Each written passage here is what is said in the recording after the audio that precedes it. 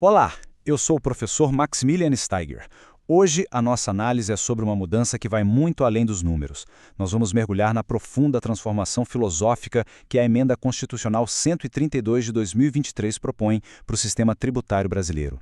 O nosso foco será o que podemos chamar de novo DNA do sistema. 6 princípios constitucionais que buscam redefinir, em suas bases, a relação entre Estado, contribuinte e sociedade. Bem, para compreendermos a real dimensão dessa reforma, o primeiro passo, como em qualquer análise séria, é fazer um diagnóstico. Afinal de contas, qual é exatamente o problema que ela se propõe a resolver?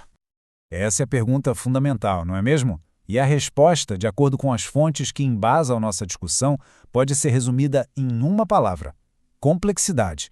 Uma complexidade que beira o paralisante. 1.501 horas. Pensem neste número.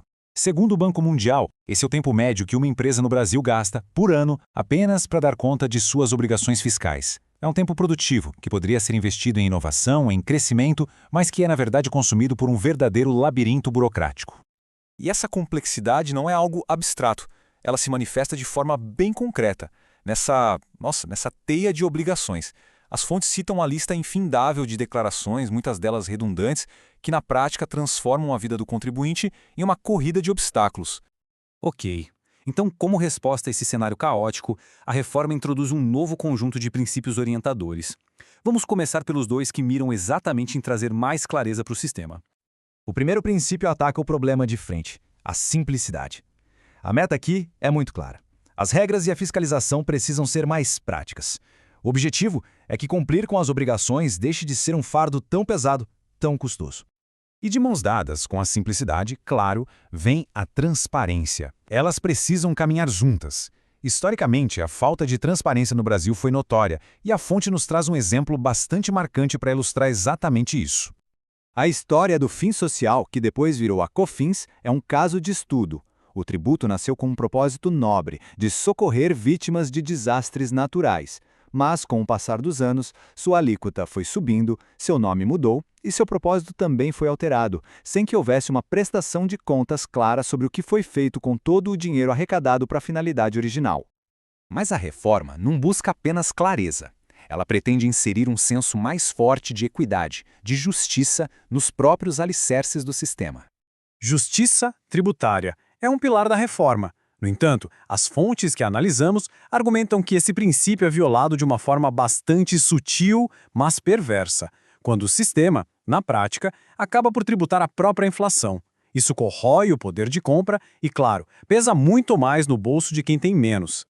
E essa injustiça fica escancarada quando olhamos para o imposto de renda. A comparação é impressionante. Em 1996, quem ganhava até 8 salários mínimos estava isento.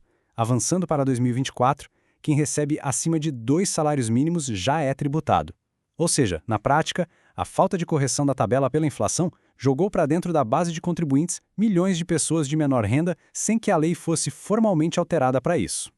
E, segundo os autores da fonte que nos guia, o Judiciário, que deveria ser o guardião da Constituição, tem se omitido diante desse aumento indireto de imposto que é causado pela inflação. É uma crítica contundente. Este princípio, o da cooperação, enquadra a tributação como um contrato social, uma via de mão dupla. O cidadão paga tributos e o Estado, em troca, oferece serviços públicos de qualidade.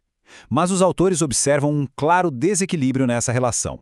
A observação da fonte é notável e diz muito. Vejam, enquanto o código que define as obrigações do contribuinte, o Código Tributário Nacional, é de 1966, um código correspondente para defender os seus direitos sequer existe. Isso evidencia uma assimetria, uma balança que pende de forma muito clara para um dos lados. A reforma também tenta atualizar a nossa filosofia fiscal para incluir responsabilidades sociais e ambientais que são urgentes no nosso tempo. É um passo importante. Isso introduz, pela primeira vez de forma tão explícita, uma dimensão verde à tributação. É um mecanismo que pode, por exemplo, incentivar práticas sustentáveis e penalizar atividades poluidoras, alinhando nosso sistema fiscal às demandas globais. Mas a fonte faz um alerta muito pertinente. Esse foco ambiental precisa ser prático. Não pode ficar só no discurso. É preciso atacar problemas urgentes, como a falta de saneamento básico, que afeta a saúde e a dignidade de milhões de pessoas em nossos centros urbanos. E, finalmente, chegamos a um princípio que ataca diretamente uma das maiores e mais crônicas injustiças do nosso sistema tributário, a sua regressividade. As fontes destacam um ponto crucial aqui. Os impostos sobre o consumo, aqueles que estão embutidos no preço do arroz, do feijão, do gás de cozinha, são regressivos. O que isso significa? Significa que eles pesam proporcionalmente muito mais para quem tem menos, já que a maior parte da renda dos mais pobres é gasta justamente com esses itens essenciais. Pois bem, temos então um novo e robusto arcabouço filosófico, 6 princípios norteadores. A teoria é muito interessante, mas a pergunta que fica é: e a prática? Como essa teoria toda se tornará realidade? E aqui está o ponto-chave de toda a discussão. Estes são ideais, são diretrizes. O impacto real deles no nosso dia a dia ainda não está garantido. A verdadeira batalha, a que definirá o sucesso ou o fracasso da reforma, vai acontecer agora na regulamentação. A fonte que analisamos transmite um certo ceticismo, que é baseado na nossa própria experiência histórica. Fica a dúvida no ar. O objetivo final desta reforma será de fato uma simplificação genuína para a sociedade? Ou será, mais uma vez, apenas um mecanismo para aumentar a receita do Estado? E isso nos deixa com a questão central, a grande pergunta que permanece sem resposta. Esses novos princípios, essa nova filosofia, terão força suficiente para transformar a prática da arrecadação no Brasil? A promessa de um sistema mais justo, mais simples e mais transparente foi feita. O grande desafio agora é tirar essa promessa do papel. Agradeço a atenção